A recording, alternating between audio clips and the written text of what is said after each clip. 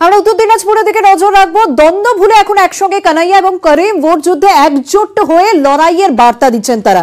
কিভাবে সম্ভব হলো বিষয়টি, কি উদ্দেশ্য জানবো। আমাদের সঙ্গে রয়েছেন, কথা বলবো প্রতিনিধির সঙ্গে। একসঙ্গে চলার বার্তা দিচ্ছেন কানাইয়ালাল আগরওয়াল, উত্তর দিনাজপুরের তৃণমূল নেতা কানাইয়ালাল এবং আব্দুল করিম সেখানকার বিধায়ক। তাদের মধ্যে দীর্ঘদিন দ্বন্দ্ব চলছিল, কিন্তু সেই দ্বন্দ্ব ভুলে তারা এখন একজোট হয়ে লড়াইয়ের বার্তা দিচ্ছে।